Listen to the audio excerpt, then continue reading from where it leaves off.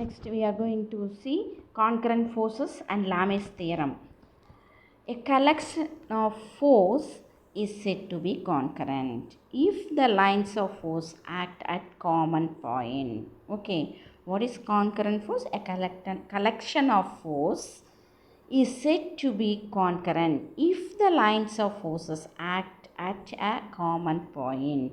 Okay, this one, the O common point meet these forces F1, F2 and F3 forces meeting at the junction O. This is concurrent force.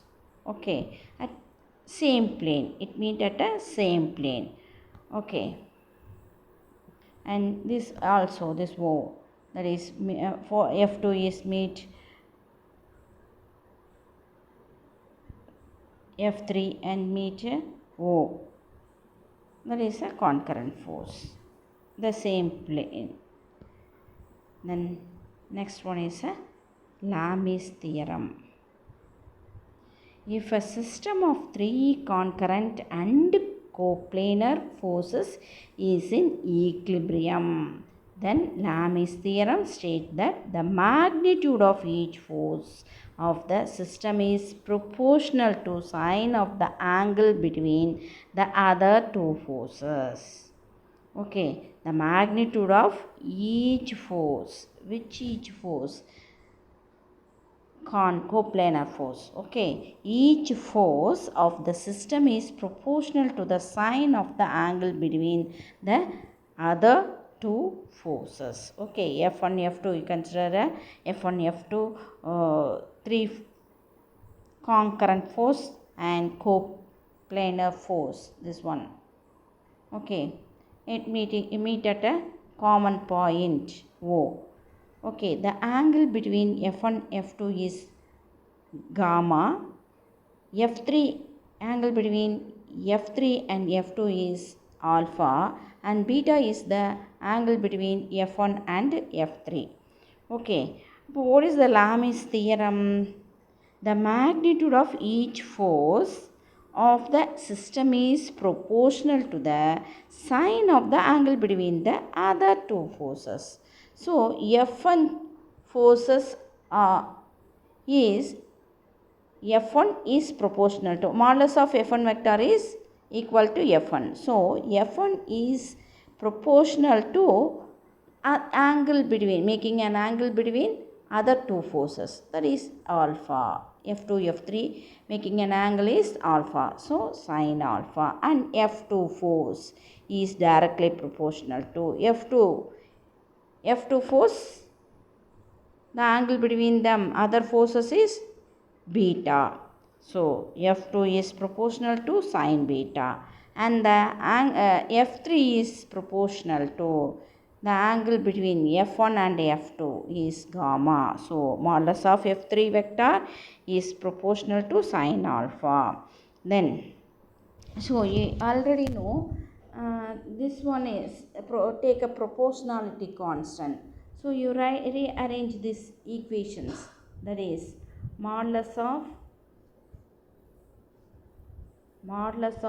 F1 vector is equal to some constant into sine alpha, and modulus of F2 vector equal to some constant into sine beta. Okay, so you write the sine alpha equal to,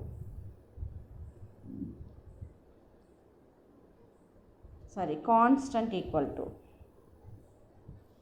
this k is equal to modulus of F1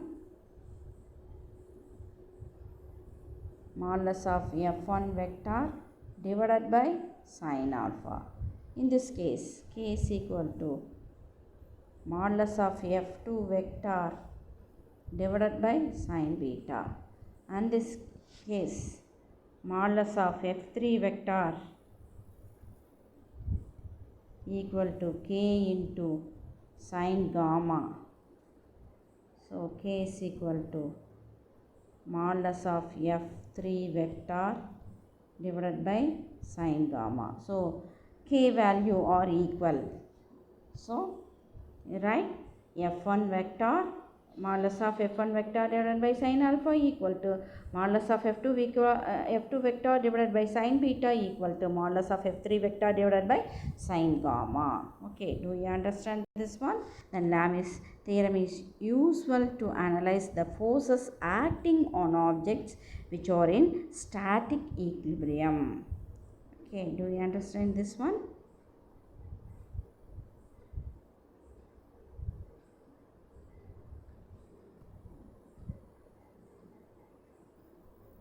The next one is law of conservation of total linear momentum. That means law of linear momentum. In nature, conservation laws play a very important role. The dynamics of motion of bodies can be analyzed very effectively using conservation laws. There are three conservation laws in mechanics: conservation of total energy, conservation of total linear momentum, and conservation of angular momentum. By combining Newton's second law and third laws, we can derive the law of conservation of total linear momentum. When two particles, consider two particles interact with each other, they exert equal and opposite force on each other. So the particle 1 exerts force F21 vector on particle 2, and the particle 2 exerts an exactly equal and opposite force F12 vector on particle 1. So according to the Newton's third law, F21 vector equal to minus F12 vector. Okay. So in terms of momentum of particles, you already know what is that. Newton's second law, F equal to dp by dt. Okay. So F12 vector equal to dp1 vector divided by dt, and F2 vector equal to dp2 vector divided by dt. Okay. Then P1 is, you already know, that is momentum of the particle 1, which changes due to the force F12 exerted by the particle 2. Further, P2 vector is the momentum of the particle 2. Okay, this changes due to F21 vector exerted by particle 1. Okay, so you write dp1 vector because according to the Newton's third law, you rewrite this equation, that is dp1 vector divided by dt equal to minus dp2 vector divided by dt. So this dp2 divided by dt is, take the left side. So dp vector divided by dt plus dp2 vector divided by dt equal to 0. So d by dt is, take it outside. So d by dt of p1 vector plus p2 vector equal to 0, and p1 vector plus p2 vector equal to constant vector always. Okay, so p1 vector p2 is the total linear momentum of two particles. So p total vector equal to p1 vector plus p2 vector. It is also called total linear momentum of the system. Here the two particles constitute the system. From this result, the law of conservation of linear momentum can be stated as, if there are no external forces acting on the system, then the total linear momentum of the system P total vector is always a constant vector. Okay, so in other words, the total linear momentum of the system is conserved in time. Okay, so what is the statement for this linear momentum? Conservation of linear momentum: if there are no external forces acting on the system, then the total linear momentum of the system is always constant.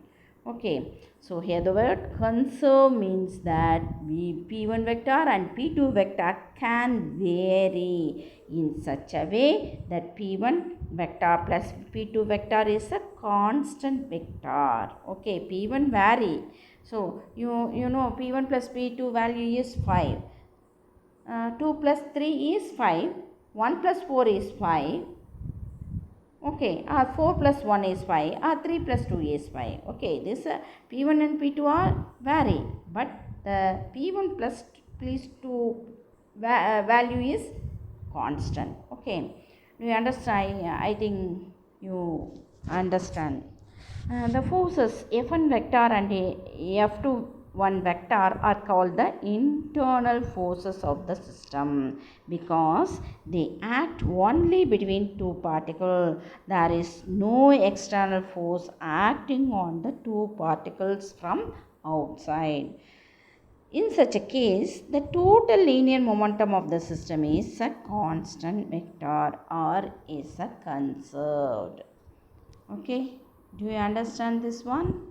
The example for this one is Earth alone as a system.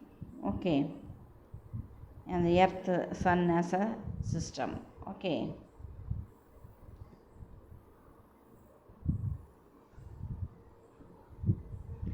Then impulse. Next one we are going to see. The next one is a impulse.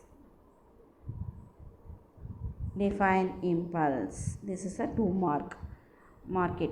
If a very large force acts on an object for a very short duration, it means very short time, then the force is called impulsive force or impulse. Okay, when a large force acting on a body for a very short duration of time is called the impulse of force. Okay, so if a force F acts on the object in a very short interval of time, that is delta t, from second law, Newton's second law, that is F dt equal to dp. So integrate for time. The initial time is ti and final time is t2. So integral I initial and final time. So F dp equal to integral ti to tf f dt. So you write pf minus pi equal to integral ti to tf f dt. P is the initial momentum of object and final momentum of the object at the time tf. Okay, do you understand this one? When you write this equation, this is integrate this dp value, you get p.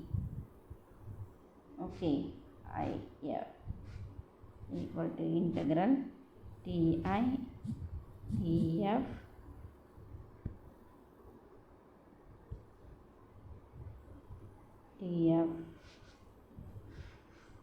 f dt. Okay, so you apply the upper limit minus lower limit. Okay, so upper limit minus lower limit, this is pi and pf.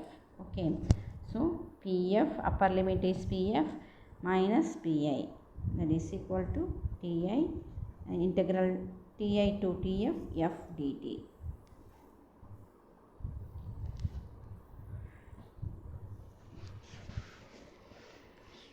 So pf minus pi equal to delta p, that is equal to change in momentum of the object during the time interval tf minus ti equal to delta t. So that the integral ti to tf f dt equal to j is called impulse, and it is equal to change in momentum of the object. Okay, so if the force is constant over the time interval, then you write integral ti to tf f dt equal to, f is a constant, so take it outside of the integral.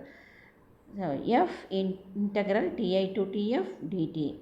So integrate this ti. So you get f integral ti to tf dt equal to f into integral t dt is t. So lower limit Ti to upper limit Tf. Okay, upper limit minus lower limit. Okay, Tf minus Ti. So this is a delta T, f into delta T. But you already know what is that? F into dt integral f into dt is a delta P. So f delta T equal to delta P. So f equal to delta P by delta T. That is equal to J. Okay. So this is a impulse momentum equation. F delta T equal to delta P is a impulse momentum equation. So for constant force, impulse is J equal to F delta T. It is also equal to change in momentum of the object over the time interval delta T. Impulse is a vector quantity and its unit is ns. The average force acted on the object over the short interval of time F average equal to delta P by delta T. Okay. So the average force that act on the object is greater if delta T is smaller. Whenever the momentum of the body changes very quickly, the average force becomes larger. So the impulse can also be written in terms of the average force since delta P is change in momentum of the object and is equal to impulse. Okay. So J is equal to F average into delta T. So the graphical representation of constant force impulse and variable force impulse is given by, that is constant force impulse. This is a constant force area under the gap.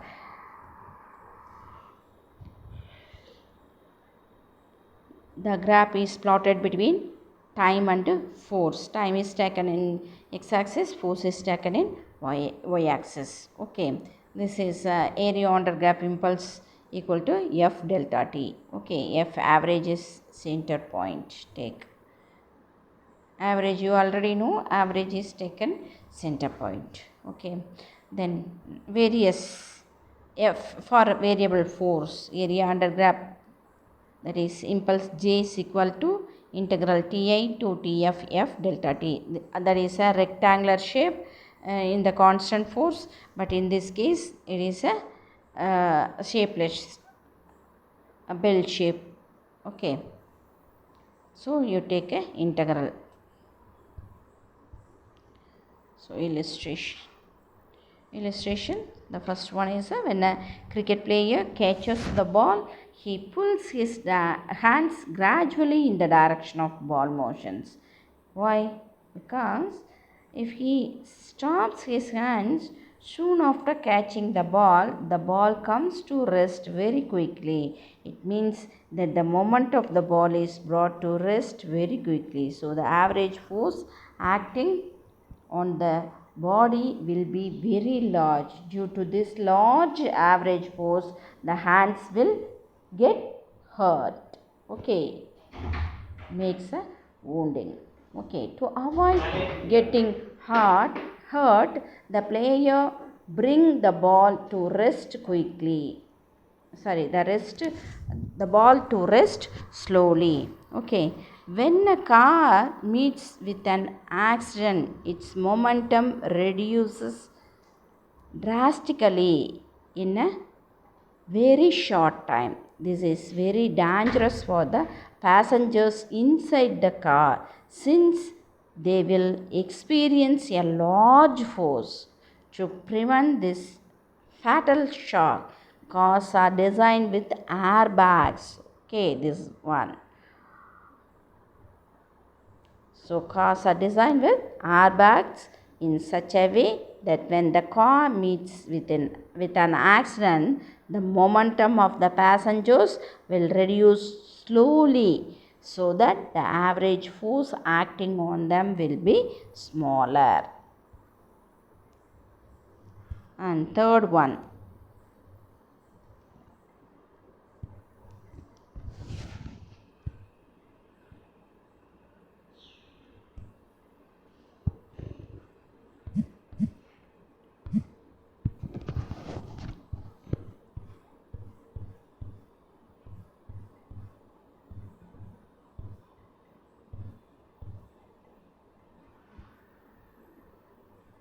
The shock absorbers in two-wheelers plays the same role as airbags in the car. Okay. When there is a bump on the road, that means speed brake or some bump, okay, a sudden force is transferred to the vehicle.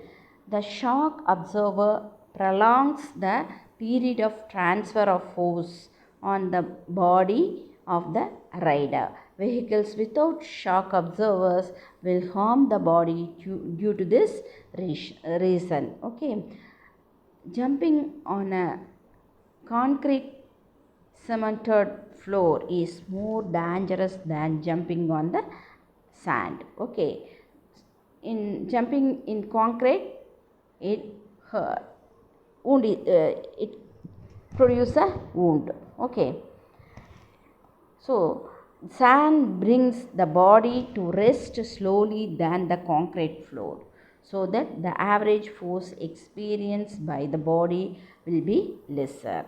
Okay, one impulse egg. If an egg is thrown, can you catch the egg safely without breaking it? How? Okay.